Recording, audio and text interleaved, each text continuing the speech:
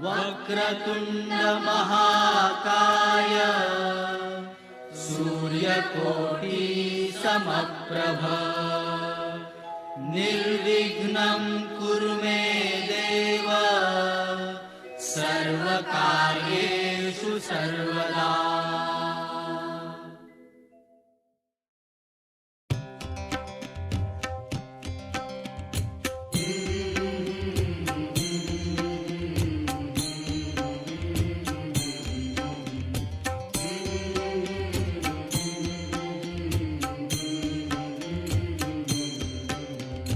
राधे कृष्ण कृष्ण कृष्ण राधे राधे। राधे कृष्ण कृष्ण कृष्ण राधे राधे। राधे श्याम श्याम श्याम राधे राधे। राधे श्याम श्याम श्याम राधे राधे। राधे श्याम श्याम श्याम राधे राधे। राधे श्याम श्याम श्याम राधे राधे। राधे कृष्ण कृष्ण कृष्ण राधे राधे। राधे कृष्ण कृष्ण कृष्ण राधे राधे। राधे श्याम श्याम श्याम राधे राधे। राधे श्याम श्याम श्याम राधे राधे। राधे कृष्ण कृष्ण कृष्ण राधे राधे। राधे कृष्ण कृष्ण कृष्ण राधे राधे। हरि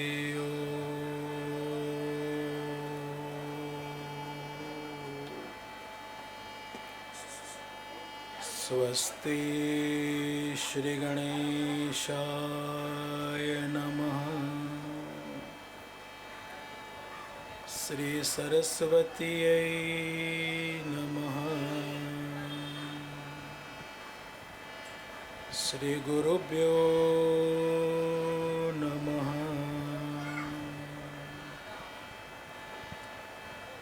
ओम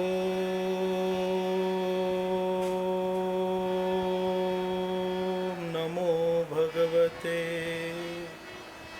वासुदेवाय।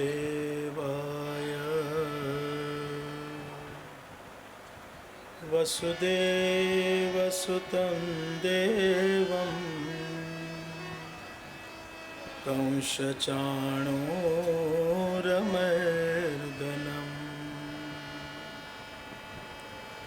देवकी परमानन्दं कृष्णं वन्दे जगद्गुरुम्। मूकं करोति वाचालं पङ्गुलङ्घयते गिरिम्। यत्कृपातमहं वन्दे परमानन्दमाधवम्। गुरुर्ब्रह्मा गुरुर्विष्णु गुरुर्देवो महेश्वर गुरुर्साक्षात् परं ब्रह्म तस्मै श्री गुरुवे नमः। सच्चिदानन्दरूपाय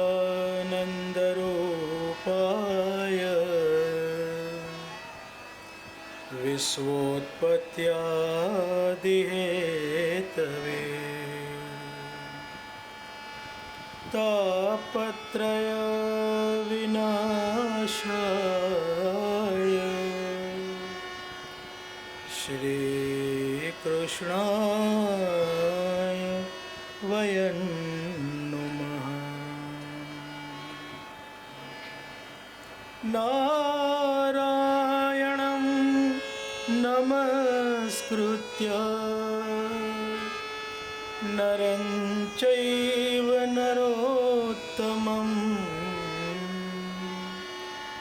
देवीं सरस्वतीं व्यासं ततो जयमुदीरये। करारविन्दे न पदारविन्दं मुखारविन्दे विनिवेशयन्तम्। करारविन्दे न पदारविन्दं मुखारविन्दे विनिवेशयन्तम्। वटस्य पत्रस्य पुटे शयानं बालं मुकुन्दं मनसा स्मरामि। तस्य पात्रस्य पुटे शयानं बालं मुकुन्दं मनसा स्मरामि। श्रीकृष्ण गोविन्द हरे मुरारे, हे नाथ नारायण वासुदेवा। कृष्ण गोविन्द हरे मुरारे, हे नाथ नारायण वासुदेवा। जिह्वे पिबस्वामृतमेतदेव गोविन्द दामोदर माधवेति।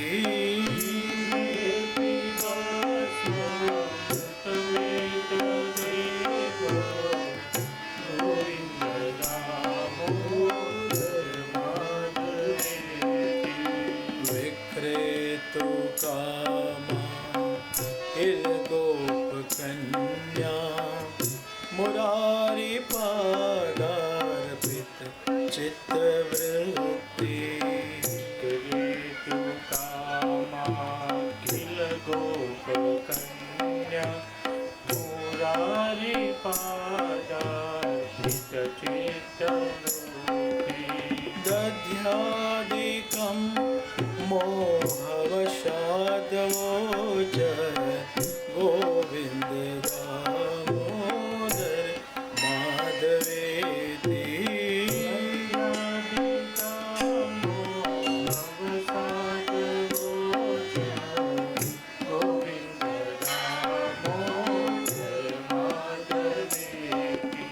गृहे गृहे गोपवधू कदम्बा सर्वे मिलित्वा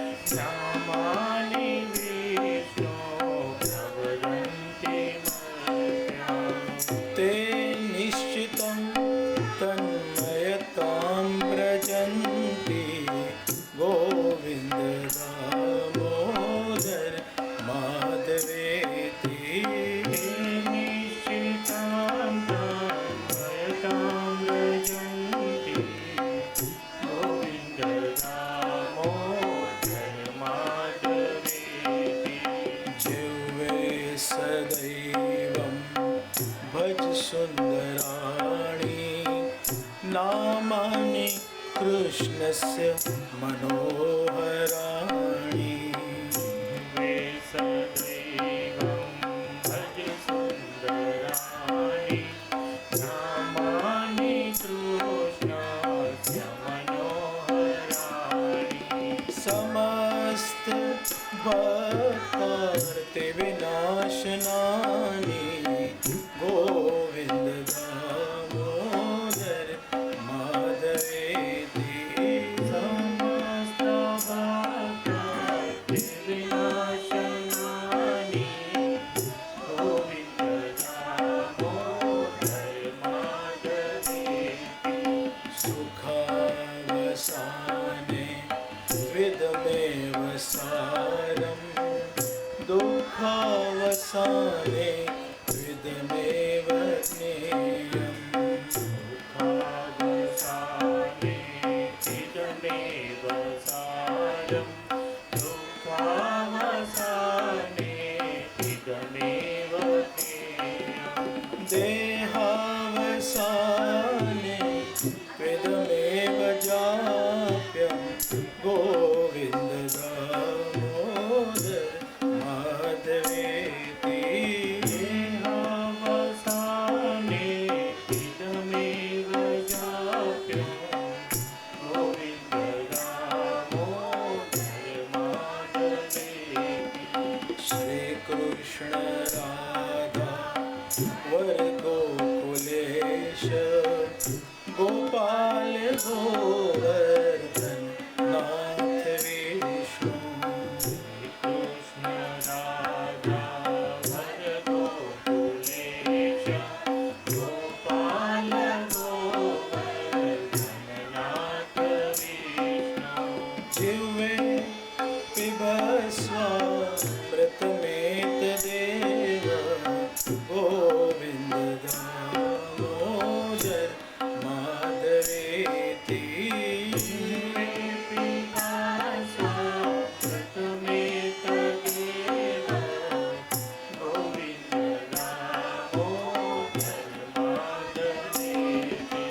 जिह्वे रसज्ञे मधुर प्रिया त्वं सत्यं हितं त्वां परमं वदामि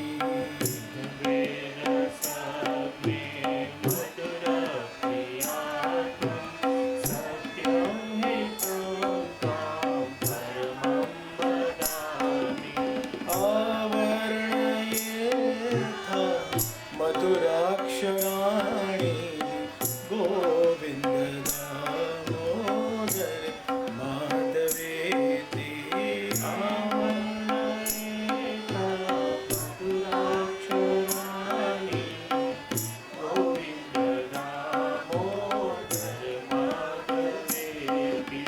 त्वामेव याचे मम देहि जिह्वे समागते दण्डधरे कृतान्ते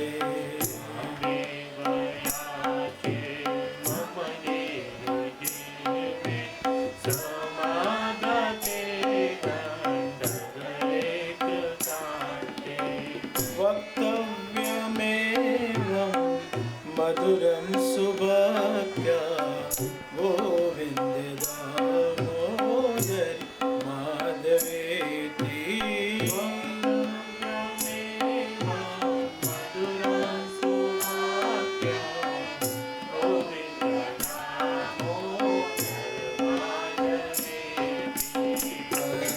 करारविन्दे न पदारविन्दं मुखारविन्दे विनिवेशयन्तम्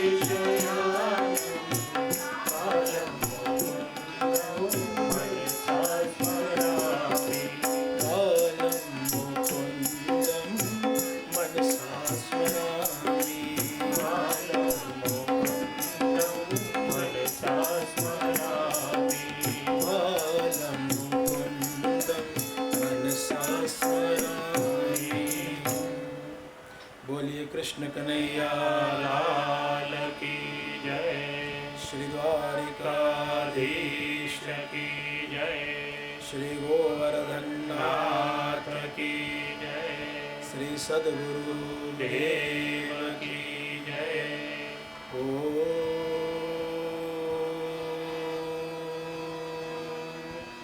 नमः पार्वती पतये हर हर महादेव।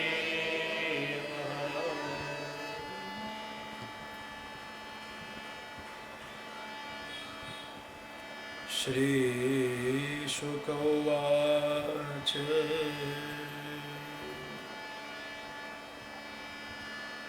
कामस्तु वासुदेवांशो दग्धप्राय रुद्रमन्युना देहोपपत्तये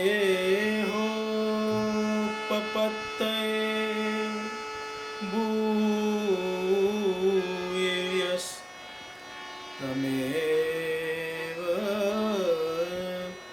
प्रत्यपद्यत।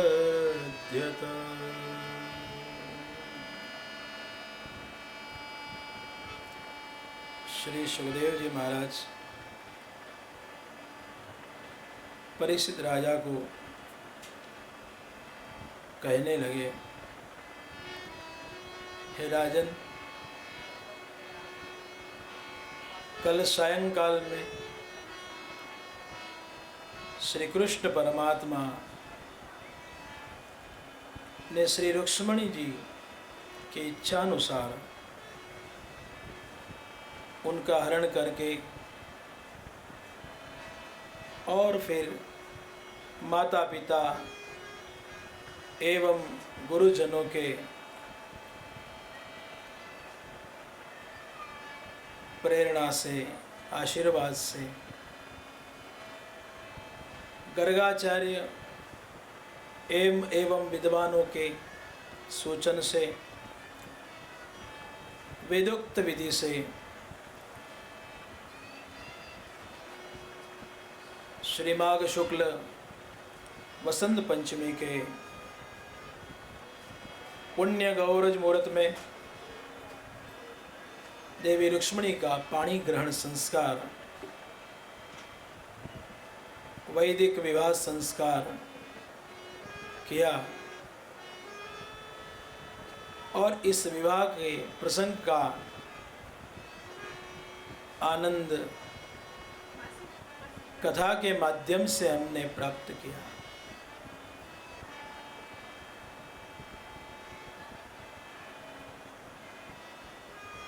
अब श्री कृष्ण परमात्मा और देवी रुक्ष्मणी जी का पवित्र गृहस्थाश्रम का आरंभ हुआ। गृहस्थाश्रम धर्म संबंध से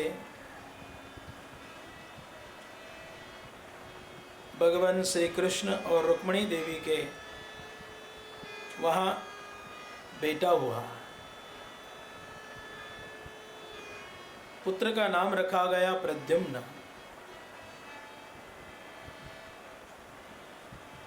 ये प्रद्युम्न महाराज जो थे पूर्व जन्म में वही कामदेव का रूप थे, जिसे शिव पुराण में कथा में वर्णन आता है। शिव जी ने कामदेव को जला के भस्म किया था। तब देवी रति ने परमात्मा आशुतोष की प्रार्थना करते हुए, प्रभु मेरे पति को अब मैं कब प्राप्त करूंगी, कृपा करके मेरे पति को फिर से आप जीवन दीजिए। तब महादेव जी ने प्रसन्न होकर रति को आश्वासन दिया था कि जब परमात्मा श्री कृष्ण अवतार धारण करेंगे द्वापर युग में, तब परमात्मा के अंश से उनके बेटे के रूप में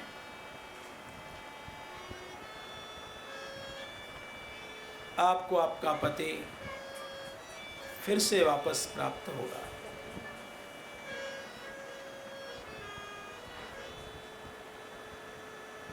तो श्री कृष्ण परमात्मा और रुक्मिणी जी के वहाँ बेटा हुआ, जिसका नामकरण हुआ प्रद्युम्न महाराज।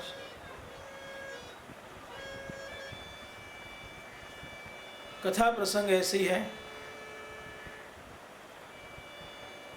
कि शमरासुर नाम का एक दैत्य था, जो कि श्री कृष्ण परमात्मा को अपना दुश्मन मानता था, और उसके फलस्वरूप शमरासुर दैत्य ने आसुरी वृत्ति वाला राजा था,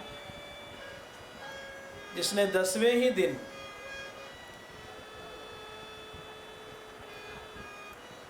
इस बाल प्रद्युम्न को द्वारिका में से उठा के चोरी करके लेके गए, और बाल प्रद्युम्न को द्वारिका नगरी में से उठाकर समंदर जल में फेंक दिया, और उस बालक प्रद्युम्न को एक मत्स्य ने उसको ग्रस कर दिया। अनायास और उस मत्स्य ने बाल प्रद्युम्न को खा लिया, और उसी दौरान एक मछली पकड़ने वाले माछीमार ने जाल फैलाई, जिसमें वो मत्स्य भी पकड़ा गया, और उस मछली को पकड़ के फिर उस माछीमार ने शमरासुर को भेंट में अर्पण कर दिया। शमरासुर राजा ने वही मत्स्य अपने रसोई घर में रसोई के लिए पहुंचा दिया। अब इस शमरासुर राजा के राज्य में रसोई घर की ऊपरी अधिकारिणी, ऐसे यही कामदेव की स्त्री जो रति थी ना, वह यहाँ पे मायावती बनकर रसोई घर की देखभाल किया करती थी। अब जब मत्स्य प्राप्त हुआ, असुर ने दिया है रसोई बनाने के लिए, तो उस मछली को जब शस्त्र से काटा गया, अनायास उसमें से बालक निकला, और उस बालक को देखकर मायावती आश्चर्यचकित हो गई कि मत्स्य में से ये बालक कैसे प्राप्त हुआ। उस समय नारायण नारायण नारायण करके नारद मुनि आए, और उन्होंने मायावती को बतलाया कि देवी, पूर्व काल में श्री महादेव जी का तप भंग करने के लिए आपके पतिदेव कामदेव ने काम के अस्त्र शस्त्र बाणों का प्रहार किया था, लेकिन महादेव जी निर्विकार रहे, और उन्होंने अपने तप की सिद्धि से अग्नि द्वारा कामदेव को जलाकर भस्म कर दिया। और आपने प्रार्थना करी थी, प्रभु फिर मुझे पति कब वापस मिलेंगे, आप दया कीजिए। और शिव जी के हृदय में करुणा उत्पन्न हुई, तब उन्होंने कहा कि तुम्हें परमात्मा जब कृष्णावतार धारण करेंगे, तब तुम्हें पति वापस अवश्य प्राप्त होगा। तो यही जो बालक है ना, वही तुम्हारा पति पूर्व जन्म में था। अब उसने जन्म लिया है द्वारकाधीश श्री कृष्ण और रुक्मिणी देवी के घर पर। अब इस बालक का आप भली भांति जतन करो, उसका पालन करो, पोषण करो, और उसको बड़ा करो। और जब बड़ा हो जाए तमाम अस्त्र शस्त्र विद्याओं से उसे ज्ञात करो, और फिर सम्रासुर को ये बड़ा हो के उसका संहार करेगा, और तब उनको वापस लेकर आप द्वारिका नगरी में जाइएगा। देवर्षि नारद मुनि ने ये सब बातें मायावती को समझाई। मायावती ने हाथ जोड़े, हे देवर्षि, भगवान श्री महादेव जी ने जो मुझे वचन दिया था उस वचन का पालन करते हुए और आपने जो मेरा मार्गदर्शन किया है इसके अनुसार मैं अवश्य इन प्रद्युम्न को बड़ा करके योग्य बनाऊंगी। धीरे धीरे मायावती ने इस बाल प्रद्युम्नों को बड़ा करने लगी, उसका पालन पोषण करने लगी। लेकिन सम्रासुर जो राजा थे उसको पता भी न चले इस तरह से उसका जतन करके बड़ा करने लगी है। जैसे जैसे बाल प्रद्युम्न बड़े होते हैं उनको तमाम विद्याओं की शिक्षा दी जाती है, अस्त्र शस्त्र की विद्या सिखाई जाती है। लेकिन जैसे जैसे ये प्रद्युम्न महाराज बड़े होते हैं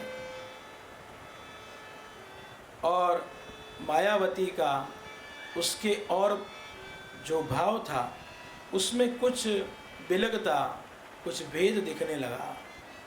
तो प्रद्युम्न महाराज ने एक दिन पूछ लिया, हे देवी, मैं बचपन से आपको देखता रहा हूँ, तो आपने एक माँ की भांति मुझे जतन करके बड़ा किया है, मेरे आपने ध्यान रखी है, पालन पोषण किया है। लेकिन अब जब मैं युवान अवस्था में आया हूँ तो मेरे प्रति आपका भाव कुछ विलग दिखता है, ऐसा क्यों? तो इसका क्या रहस्य है, कृपया मुझे बताइए। तब देवी मायावती कहती हैं, हे महाराज, आप भूल गए हैं, लेकिन मुझे ज्ञात है पूर्व जन्म में आप कामदेव थे, मेरे पति थे, मैं आपकी पत्नी थी। महादेव जी का तप भंग करने हम गए थे और महादेव जी ने तप अग्नि से जल के आपको भस्म किया था। मेरी प्रार्थना से उन्होंने वचन दिया कि फिर तुम्हें अपना पति प्राप्त होगा कृष्णावतार में। तो द्वारकाधीश श्री कृष्ण और देवी रुक्मिणी के वहाँ आपका जन्म हुआ।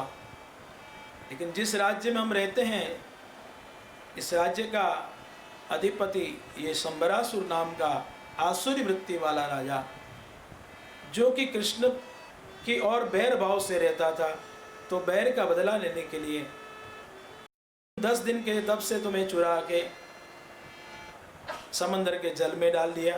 वहाँ पे मत्स्य आपको गल गया, एक मछुआरे ने जाल डाली और फिर ये मत्स्य यहाँ पे लाया गया। और ये मत्स्य को जब मैंने उसको फाड़ के देखा तब आप प्राप्त हुए बालक के रूप में। तो ये सब कहानी मायावती ने कह के सुनाई। तो ये आपके पिताजी श्री कृष्ण का बैरी है, दुश्मन है, और इस बैर भाव से इसने आपका हरण किया और समंदर जल में डाला। अब आप उसका बदला लीजिए। तो प्रद्युम्न महाराज को युद्ध विद्या सिखाई थी मायावती ने, अस्त्र शस्त्र धारण किए। और प्रद्युम्न महाराज ये तो श्री कृष्ण द्वारकाधीश के पुत्र हैं, बड़े बलवान, शौर्यवान, वीर, धीर, बड़े साहसी, और अस्त्र शस्त्र धारण करके हाथ में तलवार लेके शम्रासुर को युद्ध के लिए ललकाराया। और युद्ध में देखते ही देखते अपने पराक्रम के माध्यम से शम्रासुर का मस्तक का छेदन करके उड़ा दिया। तब देवताओं ने पुष्प की वृष्टि की, गंधर्व गीत गाने लगे, जय जयकार होने लगा। बोले प्रद्युम्न महाराज की जय। सम्रासुर आसुरी वृत्ति वाले का राजा का संहार प्रद्युम्न महाराज ने किया और प्रद्युम्न और रति आकाश मार्ग से वहाँ से फिर द्वारिका की ओर आते हैं। लेकिन द्वारिका में जैसे प्रवेश किए तो द्वारकावासी देखने लगे, अरे ये कौन है, ये बिल्कुल श्री कृष्ण जैसे ही दिखते हैं ये राजकुमार, और इसके साथ में कोई स्त्री है, ये कौन है। सब इस तरह से कौतुक करने लगे, सोचने लगे।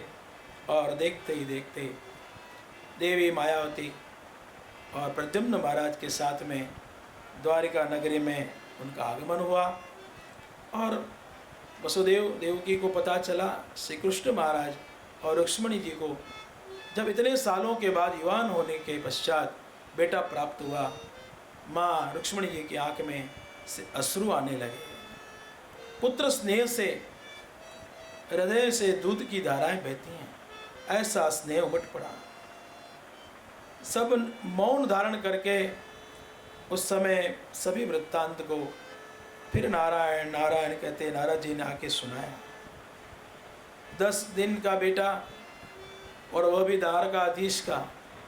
अब देखिए द्वारिका नगरी कितनी बड़ी, और प्रभु के इस राज्य में कितने सेवक कितने सिपाही रहे होंगे, लेकिन वहीं से ये शंबरासुर दैत्य भगवान के बेटे को ही उठा के ले गया।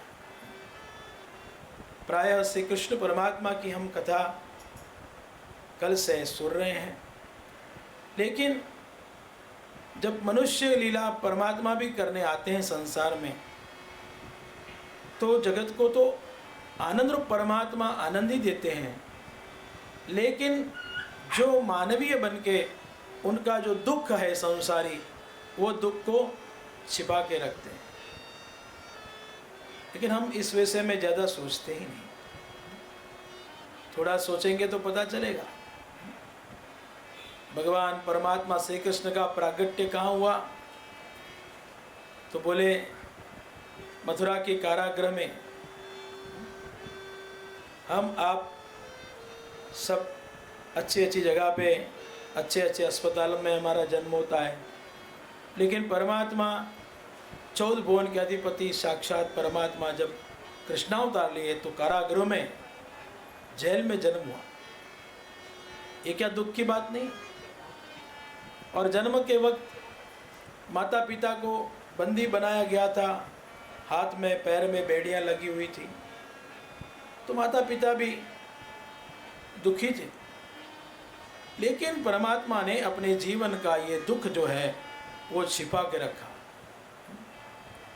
केवल 7 दिन के 6 दिन के थे परमात्मा, वहाँ से जब जन्म के साथ मित्र वसुदेव ने मित्र नंद बाबा के वहाँ बाल कृष्ण लाल को गोकुल में छोड़ के आए। देखिए जन्म के साथ ही माता पिताओं से दूर रहने का वक्त आया, ये दुख की बात नहीं। और केवल 6 दिन के थे तब पूतना राक्षसी मारने को आई, लेकिन पूतना को मारा, हमने जय जयकार करके आनंद लिया, कृष्ण कन्हैया लाल की जय। किसी बालक को कोई मारने आए, और यशोदा जी को तो उस समय तो बड़े चिंतित हुई थी, दुखी हुई थी। तो श्री कृष्ण परमात्मा की प्रत्येक लीला में कहीं ना कहीं थोड़ा सा 11 साल और 52 दिन तक ब्रज की लीला प्रभु ने करी। उस समय कितने उत्पात हुए, कितने कितने ही असुर मारने को आए। तो अधिकतर लोग तो परमात्मा के गुणगान गाते, पराक्रमों का वर्णन करते, आनंद करते। कुछ लोग ऐसे भी तो होंगे ना क्या गोकुल में, कि जब से कृष्ण का ये जन्म हुआ तब से गोकुल में उत्पात हो रहे हैं। तो प्रभु सोचे अब यहाँ ज़्यादा नहीं रहना है, 11 साल और 52 दिन के बाद मथुरा चले गए। तो जिन्होंने लालन पालन करके बड़ा किया था, ऐसे नंद बाबा और यशोदा से दूर रहने का वक्त आया। और जब मथुरा जी आए तो फिर माता पिता को बंधन में से छुड़ाने के लिए मामा कंस को मारना पड़ा, और नाना जी उग्रसेन को राज्याभिषेक किया गया। फिर प्रभु पढ़ने के लिए संदीपनि ऋषि के पास गए 64 दिनों तक, 2 महीने तक। फिर माता पिता से दूर रहने का वक्त आया, तुरंत उपनयन संस्कार के पश्चात। फिर मथुरा में रहे तब तक 17 बार जरासंध ने आके अपने जवाई कंस को मारा था। इस बैर से मथुरा पे कितनी बार चढ़ाई करी, 17 बार सैन्य लेके आया और 17 बार पराभव होके गया। तो मथुरा के कुछ लोग ऐसे भी तो बोलते होंगे ना कि जब से कृष्ण मथुरा आए तब से हम सबको भी कितना भय उत्पन्न हुआ है। तो प्रभु ने सोचा कि अब मथुरा नगरी को छोड़ के और कोई नगरी बसाई जाए। तो समंदर के जल में प्रभु ने द्वारिका नगरी बसाई, वो भी जल के बराबर मध्य में, ताकि कोई भी वहाँ पे राजा महाराजा आके वहाँ पे चढ़ाई न कर सके, मार न सके। ऐसे यदुवासियों को सुरक्षित किया। तो करीब करीब 25 साल के हुए ना, तब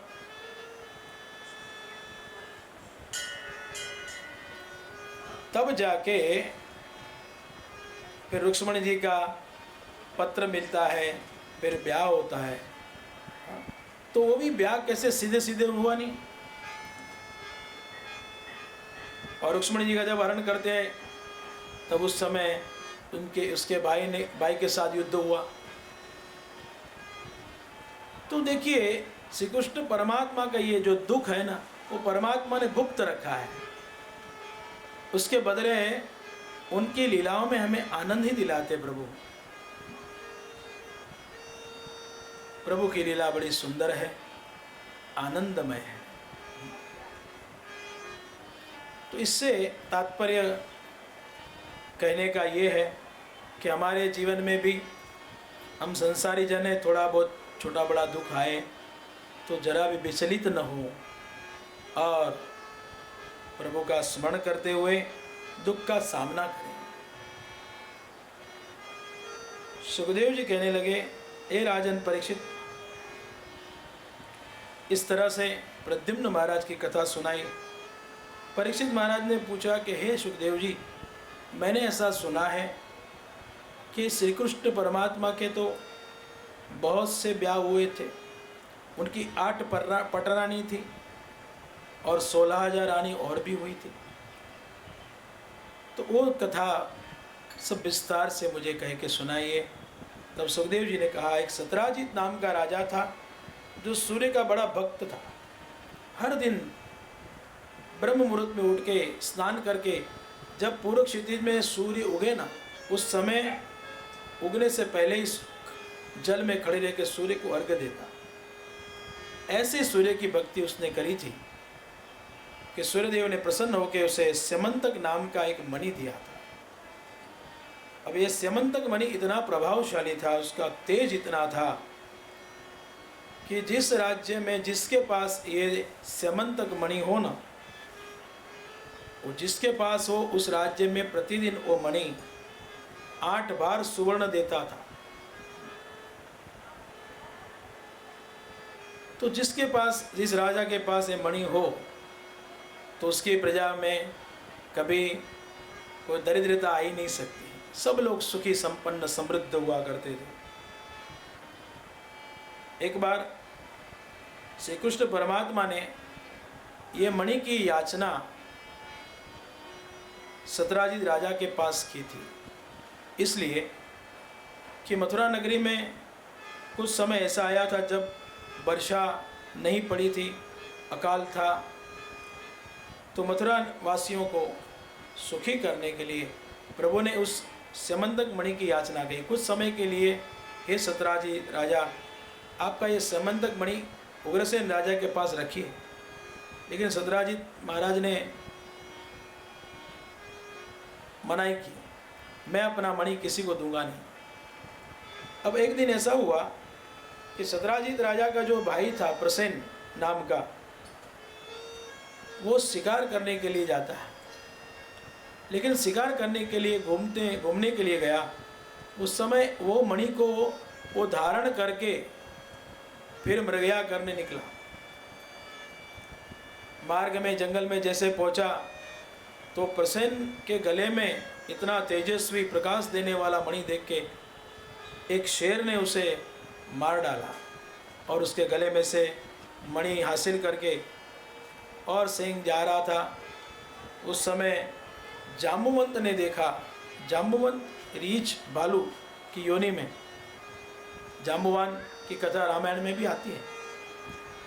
तो वो मणि का तेज प्रकाश देख के जाम्बुवंत ने सिंह से, शेर से युद्ध किया और मणि लेके जाम्बुवंत अपने घर लौटा और अपनी बेटी जाम्बुवती को दिया। बेटी देख, ये तेरे लिए मैं भेंट लाया हूँ, खिलौना लाया हूँ, खेल। और अपनी गुफा में जाम्बुवंत ने उस मणि को जाम्बुवती को, बेटी को दे दिया। अब हुआ ऐसा कि सत्यराजीत ने जब शोध करी तो समंतक मणि कुछ समय से नहीं दिखाई पड़ता है। तो सत्यराजीत को ऐसा लगा कि एक बार ये मणि उग्रसेन राजा के लिए द्वारिकाधीश से कृष्ण ने मांगा था, लेकिन मैंने मनाही की, दिया नहीं। शायद इसीलिए किसी कृष्ण ने ये समंतक मणि की चोरी की होगी, ऐसा पूर्वाग्रह बांध लिया। और इसलिए बांध लिया मानो कि बचपन से ही उनको तो माखन चोरी की आदत थी, अब बड़ा होके अभी मणि चोर भी हो गया, माखन चोर तो था ही था। अब देखिए, बात ऐसी थी कि सत्यराजीत राजा जो थे वैसे तो समृद्ध थे, वैभवशाली थे, बलवान थे, लेकिन जहाँ तक बल का संबंध आता है वो द्वारिकाधीश कृष्ण से युद्ध करने में सक्षम नहीं थे। और देखिए, समाज में भी ऐसा होता है कि कई बार कुछ लोग बल से या ज्ञान से किसी को पहुंच नहीं पाते हैं ना, तो क्या करते हैं, उसकी बुराई करते हैं, दूसरों के सामने उनकी निंदा करते हैं, उसके बारे में बुरा भला कहते हैं। मुँह पे नहीं कह सकते, इसलिए किसी और से कहते हैं। और से कहते हैं ना, तभी इस भाव से कहते हैं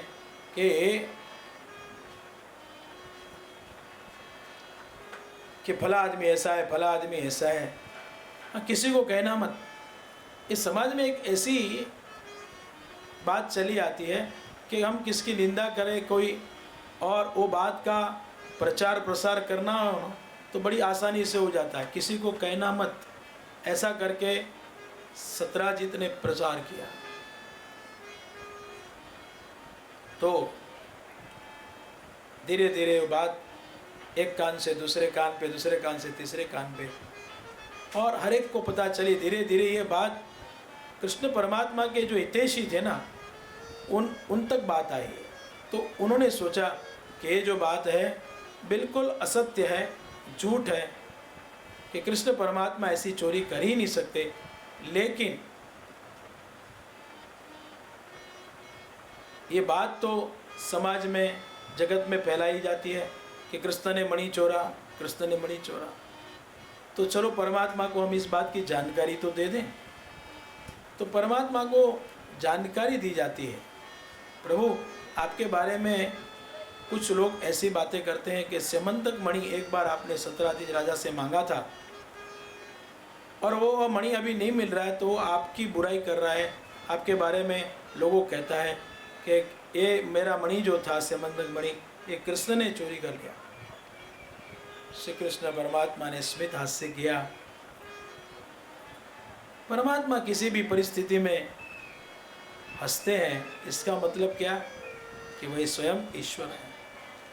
कोई हमारे बारे में निंदा करे तो हमें क्या उसका प्रतिभावना होती है, हमारे मन पे क्या असर होती है, सोचिए। लेकिन इस जगत की, इस संसार में आए हैं ना संसारी जन, तो उनका ऐसा है कि कई बार कई लोगों की कुछ नाम प्रतिष्ठा और प्रभाव बढ़ जाता है ना, तो उनके प्रति जो बैरभाव रखते हैं, ईर्ष्या भाव रखते हैं, तो ऐसे लोग कुछ इस तरह से बुराई किया करते हैं। तो देखिए, मणि चोरी करने का आरोप आ गया, लेकिन श्री कृष्ण परमात्मा उससे विचलित नहीं हुए। लेकिन प्रभु आपकी बुराई करते हैं तो इसका जो सत्य है वो भी जाहिर होना चाहिए। तो प्रभु ने सोचा कि चलो शोध की जाए। तो ढूंढते हुए परमात्मा आए और ये कहने लगे, सत्यराजीत बुराई इस तरह से कि समंतक मणि को भी चोर लिया और मेरे भाई को भी मार डाला कृष्ण। परमात्मा जंगल में आए, ढूंढते ढूंढते हुए आए हैं, तब प्रसेन का जो देह था जिसे शेर ने मारा था, उस शरीर के कुछ अवशेष हड्डियां दिखी। नैया लाल की जय।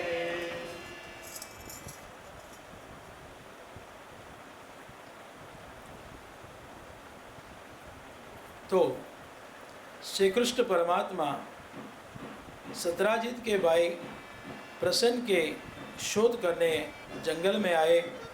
मार्ग में अवशेष दिखे शरीर के, और परमात्मा ने अनुमान बांधा शायद प्रसन्न के गले में इस मणि को देखकर किसी शेर ने उसे मारा है, क्योंकि शेर के पंजे का चिन्ह दिख रहा। तो वहाँ से देखते देखते उस पद चिन्ह के शेर को, तो शेर के रहने के जो स्थान होता है वहाँ पे जाके देखा तो शेर नहीं पाया गया। फिर बाहर निकल के परमात्मा ने देखा तो वहाँ पे किसी भालू के पद चिन्ह दिखाई दे। प्रभु ने जान लिया कि किसी भालू ने, रीछ ने शेर को मार के वो मणि ले गया। तो उस पद चिन्हों से ढूंढते ढूंढते फिर जाम्बुवंत की गुफा के पास प्रभु आते हैं, और वहाँ पे प्रकाश दिखा गया, हाँ सिमंतक मणि इन्हीं के पास। और फिर जाम्बुवंत को परमात्मा इस समंतक मणि को देने के लिए निवेदन करते हैं, लेकिन जाम्बुवंत जो कि रामावतार में भी थे, लेकिन कृष्ण परमात्मा के इस रूप को देख समझ न सके। उन्होंने मनाही करी, ये मणि मैं नहीं दूंगा, अगर मणि चाहते हो तो मेरे साथ युद्ध करो। तो श्री कृष्ण परमात्मा ने जाम्बुवंत के साथ युद्ध किया। देखते देखते 28 दिन तक ये युद्ध चला। जाम्बुवंत को मन में विचार आया, मेरा एक मुष्टि प्रहार इस त्रैलोक्य में कोई भी सहन कर सके ऐसा कोई बलवान नहीं है। 28 दिन तक इन्होंने मेरे साथ ये मल्ल युद्ध किया। तो जाम्बुवंत की इच्छा ऐसी थी कि मैं जितना बलवान हूँ उतना ही बलवान मेरी बेटी के लिए वर मिले। तो जाम्बुवंत का जो क्रोध था वो शांत हुआ। कहने लगे, मैं आपको जान नहीं सका, मेरी एक मुष्टि प्रहार को भी सहन कोई नहीं कर सके त्रैलोक्य में, और 28 दिन तक आप मेरे साथ युद्ध कर रहे हो, बताइए आप कौन हैं। परमात्मा ने अपने निज रूप का दर्शन दिया, और निज रूप का दर्शन देते हुए कहे, जाम्बुवंत तुम मुझे पहचान नहीं, तुमने श्री राम का दर्शन किया था त्रेता युग में, अब ये कृष्णावतार है, द्वापर युग चल रहा है, मैं वही परमात्मा आज इस रूप में लीला कर रहा हूँ मनुष्य रूप से।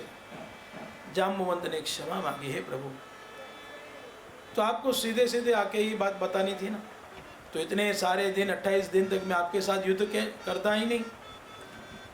प्रभु मैंने आप पर मल्ल युद्ध करते हुए कई बार मुष्टि के प्रहार मारे, प्रभु मुझे क्षमा कीजिएगा।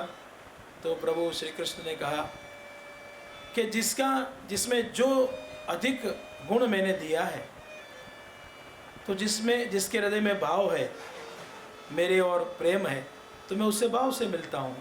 प्रेम से कोई मुझे मिले तो प्रेम से मिलता हूँ, कोई मुझे बैर से मिले तो मैं उससे बैर से मिलता हूँ।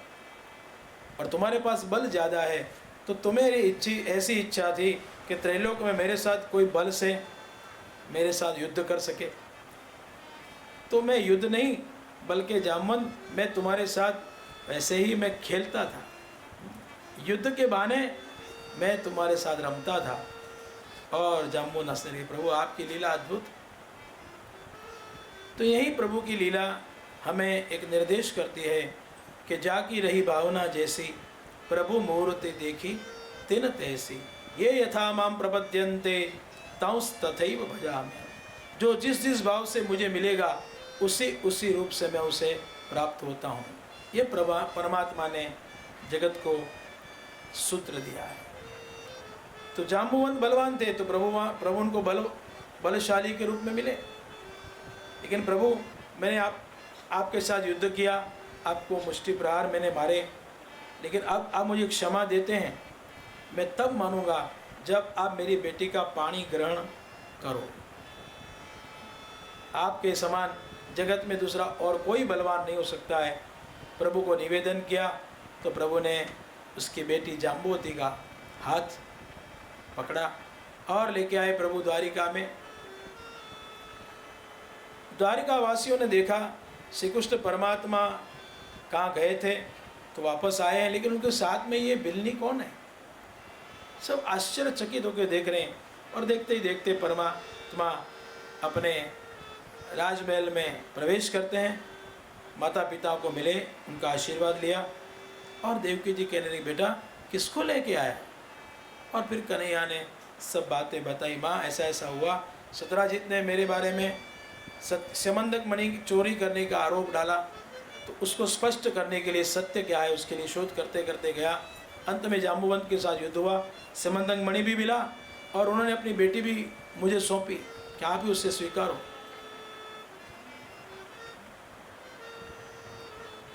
तो माँ अब मैं क्या करूं। देवकी मैया ने कहा कन्हैया जो किया ठीक किया, अच्छा हुआ। हाँ।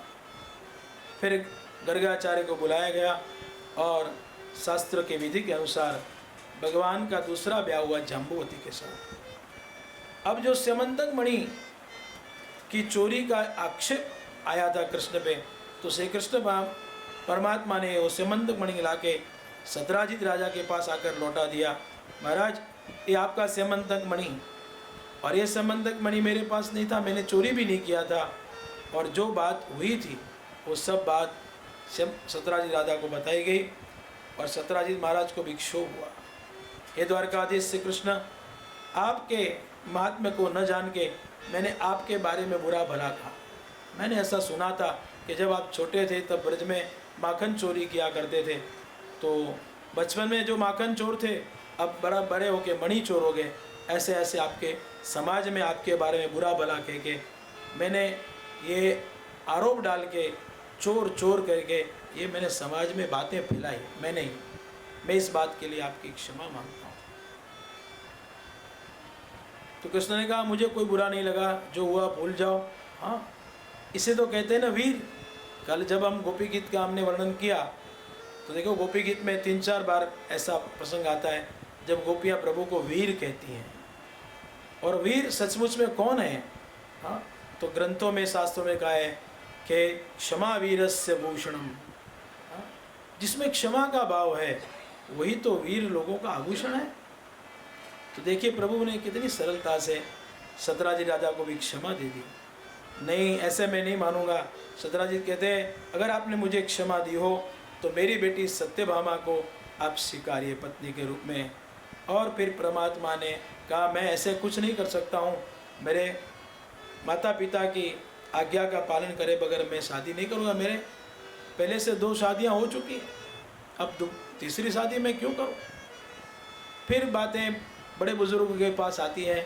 सतराजीत राजा ने हाथ जोड़ के वसुदेव देवकी को प्रार्थना करी कि मेरी इच्छा है कि मेरी बेटी आपके घर की बहू बने, आपके घर की शोभा बने। तो निवेदन किया गया और उस बात की स्वीकृति बड़े बड़ेलों ने भी दी और इस गर्गाचार्य को फिर से बुलाया गया। फिर शुभ मुहूर्त में सतराजीत की इस बेटी सत्यभामा के साथ श्री कृष्ण परमात्मा का ब्याह हुआ। विवाह संस्कार परिपूर्ण हुआ। उस समय सतराजीत राजा ने, बड़ा राजा थे, तो बहुत भेंट सौगात और अपनी बेटी को भी दी। और वो समंदक मणि जो था ना वो भी प्रभु को अर्पण करने लगे। लेकिन द्वारकाधीश श्री कृष्ण कहने लगे ये मणि की मुझे कोई आवश्यकता नहीं, वापस लौटा दिया। तो कथा भगवान की हम सुनते हैं, इससे इस कथा से हमें क्या सूत्र मिलता है। हम संसारी जने मनुष्य लोग संसार में आए हैं, कई बार कुछ अच्छे कार्य करने जाएं लोग बुराई करेंगे, निंदा करेंगे। जैसे समुद्र मंथन की कथा में भी हमने कहा था कि निंदा टीका ये सब जहर है, उस जहर को जो सहन करता है उसे ही अमृत प्राप्त होता है। तो कभी देखिए 14 भुवन के अधिपति परमात्मा श्री कृष्ण जब वो भी मनुष्य लीला करने आए इस संसार में, तो लोगों ने उनके ऊपर भी आरोप डाले, आक्षेप डाले, उनको भी कलंक लगाया कि चोर। तो हमारे बारे में भी कोई बोले कुछ ऐसा, तो मन को बिल्कुल भी हम विचलित न करें, हाँ, व्याकुल न करें। परमात्मा का काम करें, परमात्मा का ध्यान करें, परमात्मा का चिंतन करें, और श्री कृष्ण परमात्मा की कृपा होती है। तब जिस व्यक्ति के बारे में ऐसे कोई बातें फैलाता है ना, फिर सत्य सत्य सामने आ जाता है। ज़्यादा समय जो बादल होते हैं ना, कई बार क्या ऐसे कलंक रूपी बादल, काले बादल, वो सूर्य के आगे आ जाएं तो कब तक उसको, सूर्य को ढक सकते हैं। एक दिन आता ही है जब सत्य का प्रकाश होता ही है। सुखदेव जी कहने लगे, हे राजन, एक बार हस्तिनापुर में कौरवों ने पांडवों के प्रति बैर के भाव से पांडवों को लाक्षागृह में जलाने की योजना की थी। और ये सब बातें परमात्मा की कृपा से फिर वो तो लाक्षागृह में से बच जाते। तो कुंती माता को बड़ा दुख होता है। उस समय पांडवों और कुंती जो बुआ लगती थी श्री कृष्ण भगवान की, उनकी सांत्वना के लिए बलराम और कृष्णपुर हस्तिनापुर आए थे। सबको मिले हैं, सबको बड़ा आनंद हुआ। यहाँ पे जिस समय में श्री कृष्ण परमात्मा द्वारिका में नहीं थे, उस समय के दौरान द्वारिका में कृतवर्मा, शतधनवा और अक्रूर जी ने ऐसा सोचा कि यहाँ पे श्री कृष्ण द्वारकाधीश अभी फिलहाल यहाँ पे द्वारिका में नहीं है। तो उन्होंने मौका पाते शतधनवा नाम का जो था ना राजन, उसने सत्राजीत को मार डाला और वो स्यमंतक मणि जो है ना, वो अक्रूर जी के पास छिपा दिया। और किसी को पता न चले, इस तरह से सत्राजीत राजा का जो मृत देह था उसको तेल में रख के सब अपने अपने स्थान पे चले गए। फिर भगवान के कानों पे बात आई, फिर ये मणि चोरने का आक्षेप दोबारा आया। फिर ये मणि गया और सत्राजीत राजा का भी कोई पता नहीं। फिर ऐसी बातें आने लगी भगवान के सुनने में। तो भगवान रथ पर विराजमान होके शतधनवा के पीछे गए और शतधनवा ने ये कृत्य किया है।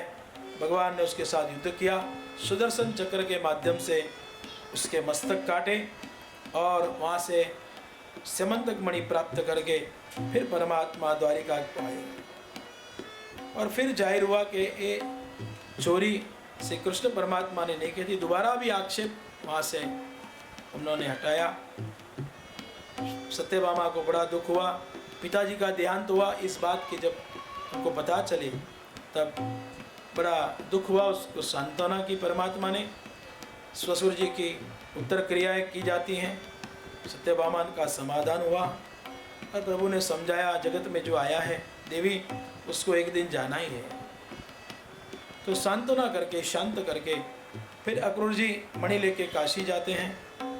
उस समय में द्वारिका में 12 वर्ष तक अनावृष्टि हुई। तब काशी से अक्रूर जी को बुलाया गया, द्वारिका में सम्मान करके अक्रूर ने मणि बताया। फिर बारिश होती है और इस तरह से सुखदेव जी कहते हैं आगे श्री कृष्ण परमात्मा एक बार पांडवों को मिलने के लिए इंद्रप्रस्थ के लिए गए थे। परस्पर बुआ और मामा के ये भाई जो लगते थे एक दूसरे को मिले तो बड़ा आनंद हुआ। एक दिन परमात्मा के सखा अर्जुन वो रथ पर बैठ के मृगया यानी शिकार करने के लिए निकलते हैं। तब यमुना जी के तट पर से गुजर रहे थे। उस समय जलपान करने लगे। जलपान करते हुए कालिंदी के तीर पे एक देवी तप करती थी और तप करती थी। उसे देख के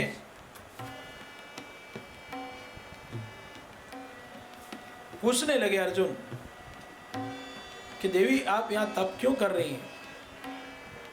तब कहा कि मैं श्री कृष्ण को ही प्राप्त करने के लिए तप करती हूँ। मेरी इच्छा है कि द्वारकाधीश कृष्ण ही मुझे पुत्र के रूप में प्राप्त हो।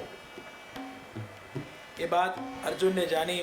श्री कृष्ण जो कि कृष्ण अर्जुन के सखा थे, उनको कहा कि प्रभु ये देवी कालिंदी नाम की आपको प्राप्त करने के लिए यमुना जी के तट पे तप कर रही हैं। तो प्रभु आप उसकी इच्छा जानकर उसका पानी ग्रहण करें, ऐसा मेरा निवेदन है। तब भगवान रथ पे विराज के हस्तिनापुर गए और कालिंदी देवी का हस्त ग्रहण किया और फिर बड़े बुजुर्गों के आशीर्वाद से गर्गाचार्य के माध्यम से फिर उनका श्री कृष्ण परमात्मा का चौथा विवाह हुआ कालिंदी के साथ। उसकी कथा सुनो। एक अवंती राज्य में एक बार बिंद नाम का जो रहता था राजकुमार, जिसकी बहन का नाम मित्रविंदा था। मित्रविंद और अनुविंद नाम के जो राजकुमार थे, उसकी बहन का नाम था मित्रविंदा। तो मित्रविंदा का भी देवी रुक्मिणी के तरह उनका पति के रूप में परमात्मा मिले, ऐसी इच्छा थी। तब बहन मित्रविंदा ने ये इच्छा थी, तो मित्रविंदा का ये समाचार श्री कृष्ण की तरह पास में किसी तरह पहुंचाया जाता है और परमात्मा ने जैसे रुक्मिणी जी का हरण किया था, बराबर उसी तरह मित्रविंदा के साथ भी परमात्मा ने ब्याह किया। ये परमात्मा का 5वां ब्याह होता है।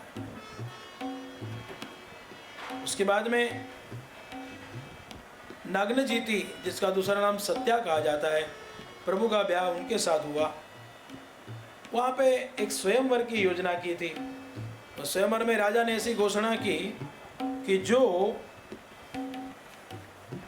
7 ये बैल को एक ही रस्सी से उसका दमन करके और बस में कर लेगा, उस राजकुमार के साथ ही हमारी बेटी का ब्याह होगा। तमाम राजकुमार आए लेकिन निष्फल हुए।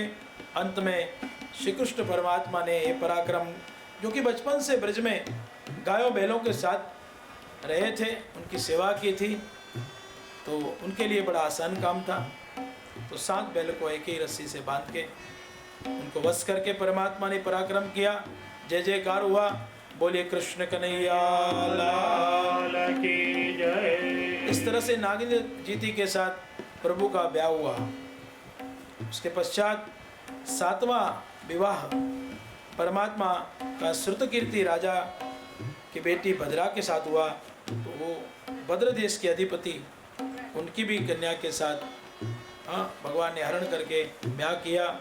भद्रा के बाद लक्ष्मणा के साथ ब्याह हुआ। इस तरह 8 अष्टपटराणी प्रभु की हुई।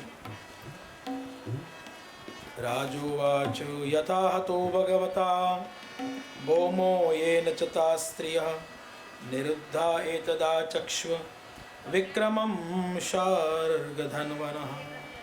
परीक्षित महाराज हाथ जोड़ के पूछने लगे, हे सुखदेव जी, मैंने ऐसा सुना है कि ये अष्टपटराणी के अतिरिक्त परमात्मा की और भी द्वारकाधीश की 16,000 रानियाँ थी। बोले हाँ, तो वो उनके साथ प्रभु का ब्याह कैसे हुआ? तो सुखदेव जी के महाराज कहने लगे, एक भौमासुर नाम का आसुरी वृत्ति वाला राजा था। इतना बलवान था कि इंद्रादिक देवताओं का भी ऐश्वर्य जिसने हरण कर लिया था। एक बार सत्यभामा के साथ परमात्मा गरुड़ पर आरूढ़ होके प्राग ज्योतिषपुर, आज का जो हम राज्य आसाम कहते हैं, उस ओर गए थे। शंखनाद करके पंचशिरा दैत्य के साथ युद्ध करके बाणों की बारिश की गई और चक्र के, सुदर्शन चक्र के प्रभाव से परमात्मा ने भौमासुर का वध किया। भौमासुर के साथ भयंकर युद्ध हुआ है। अंत में उसका मस्तक छेदन करके और भौमासुर का देहांत हुआ। जय जयकार हुई, बोलिए कृष्ण कन्हैया लाल की जय। ये जो भौमासुर दैत्य था, उसने अपनी कैद में 16,000 कन्याओं को बंदी बनाया। ये राजा इतना दुष्ट था, आसुरी वृत्ति वाला था कि जो भी कुमारी का कन्या को देखे, जिसका ब्याह नहीं हुआ हो, ऐसी कन्याओं को जबरदस्ती पकड़ के अपने राज्य के कारागृहों में बंदी बनाता। वही 16,000 कन्या एक साथ में परमात्मा को, द्वारकाधीश को प्रार्थना करती थी प्रतिदिन, हे प्रभु हमें बंधन में से छुड़ाइए। परमात्मा ने उनकी प्रार्थना सुनी और 16,000 कन्या को मुक्त किया।